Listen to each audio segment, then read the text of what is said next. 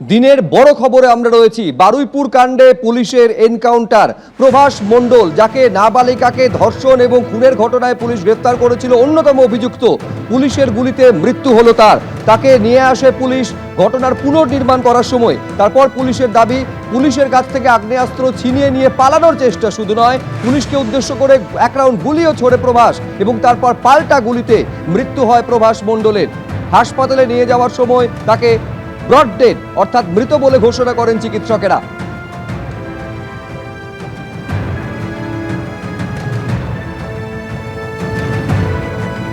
একেবারে ঘটনাস্থলে আপনাদের এই মুহূর্তে সরাসরি নিয়ে যাব। আবির দত্ত আমাদের প্রতিনিধি সেখান থেকে রয়েছেন। প্রভাস মণ্ডলকে পুলিশ নিয়ে এলো মধ্যরাতের পর সেখানে ঘটনার পুনর্নির্মাণ রিকনস্ট্রাকশন করার জন্য। আবির, তারপর কি হলো?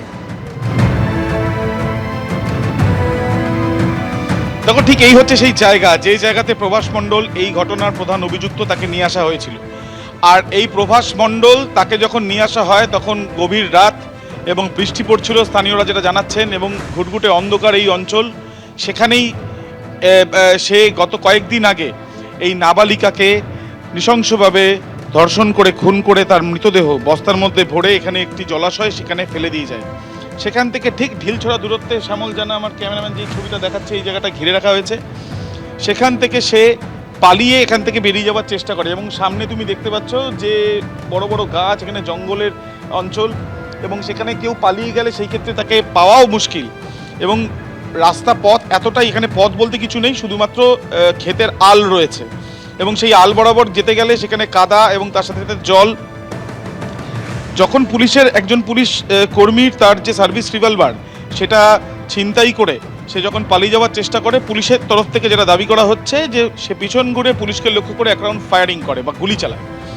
এরপর পুলিশ আত্মরক্ষার স্বার্থে পাল্টা গুলি চালাতে ঠিক এই যে জায়গা ঘিরে রাখা হয়েছে সেখানেই তার গুলি লাগে। দুটি গুলি তার লেগেছে এমনটা জানা যাচ্ছে হাসপাতাল সূত্রে। এবং তারপরে এখান থেকে তাকে যখন নিয়ে যাওয়া হয় হাসপাতালে, যে চিকিৎসক ছিলেন তিনি তাকে মৃত বলে ঘোষণা করেছেন। এই যে প্রভাস মণ্ডল, শুরু থেকে তদন্তকারীরা যাতে তাকে কোনোভাবে সন্দেহ না করে সেই জন্য সে চেষ্টা চালিয়ে গিয়েছিল। প্রথম কথা হচ্ছে যে তাকে ধরতে যাওয়ার সময় তার পরিবারের সদস্যরা বলে যে বাড়িতে নেই, এবং তারপরে তাকে বাড়ি থেকেই ধরা হয়। দ্বিতীয়ত, যে দুটি সিসি ক্যামেরার ফুটেজ পাওয়া গিয়েছে সেখানে তাকে দেখা গেল সেই যখন জিজ্ঞাসাবাদ বা জেরা তাকে করা হচ্ছে, সে প্রত্যেকবারই অন্য লোকজনের নাম সে বলে গিয়েছে, সে নিজে নেই বলে সে দাবি করেছে।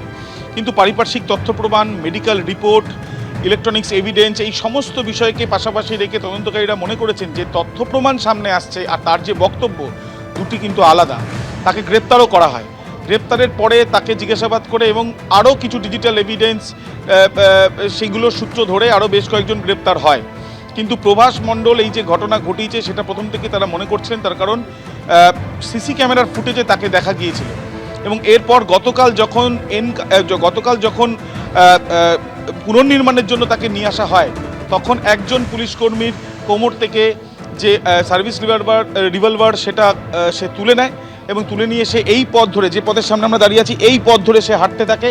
এবং এইখানে যখন এসে সে পৌঁছায় তখন ঠিক আমি যেখানে দাঁড়িয়ে রয়েছি তার পেছন থেকে তাকে লক্ষ্য করে গুলি চালানো হয় এবং তারপরে তার দুটো গুলি লাগে এবং এখানে সে এখানে পড়ে যায়। আমি আরও একবার দেখাবো, যে জায়গায় আমরা দাঁড়িয়ে আছি অত্যন্ত বৃষ্টির মধ্যে দুর্গম জায়গা। এটা কিন্তু ক্ষেত নয়, এর ঠিক পেছনে একের পর এক সব ক্ষেতের জায়গা রয়েছে এবং সেখানে আল বরাবর হেঁটে যাওয়া যায়। এবং সেটা করেই কিন্তু বাইরে যে জায়গাটি ঘিরে রাখা হয়েছে, একবার শ্যামল জানাকে বলবো দেখানোর জন্য। ঢিলছোড়া দূরত্ব, এই জায়গা হচ্ছে সেই জলাশয় যেখান থেকে বস্তাবন্দি নাবালিকার দেহ উদ্ধার করা হয়েছিল।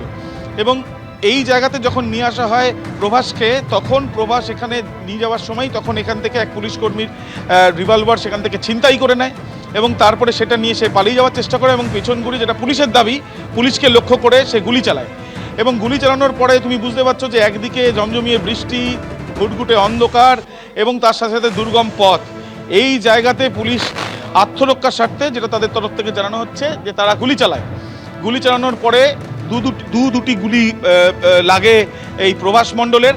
এবং তারপর যেখানে আমরা দাঁড়িয়ে রয়েছি, এই যে জায়গা, এই যে পথ, সেই জায়গা দিয়ে সে আসে এবং এই জায়গাতে তার গুলি লাগে। এবং গুলি লাগার পরে সে ঠিক যেখানে আমরা রয়েছি, এই জায়গা পুলিশ ঘিরে রাখা হয়েছে, এই জায়গাতে তার গুলি লাগে এবং এখান থেকে তাকে উদ্ধার করে বারুইপুর হাসপাতালে নিয়ে যাওয়া হয়।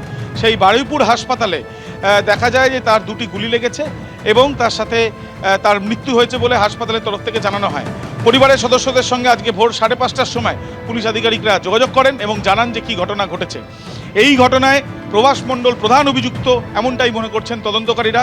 বাকি যাদেরকে ধরা হয়েছে তাদের ভূমিকাগুলোও কী কী ছিল সেগুলো দেখা হচ্ছে। সব মিলিয়ে এই যে নৃশংস ঘটনা, যেখানে এক 6ষ্ঠ শ্রেণী ছাত্রীকে ধর্ষণ করে খুন করা হয়েছে, যেখানে তার মৃতদেহ লোপাট করার চেষ্টা হয়েছে, সেখান থেকে ঢিল ছড়া দূরত্বে বলা যায় 10 মিটারের মাথায় বা 10 মিটারের দূরত্বে অভিযুক্তকে এনকাউন্টার করলো পুলিশ।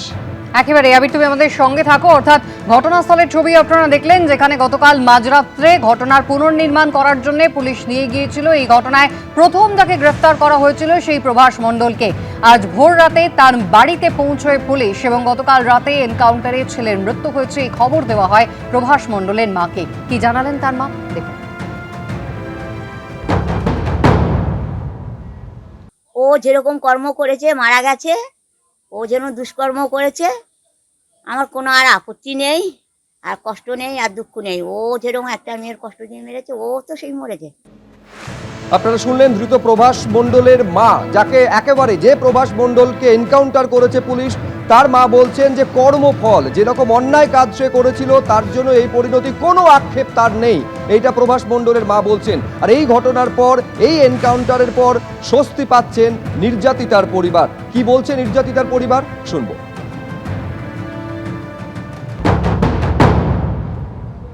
পুলিশের উপর পুরো রাস্তা আছে, সরকারের উপর পুরো রাস্তা ভরসা আছে।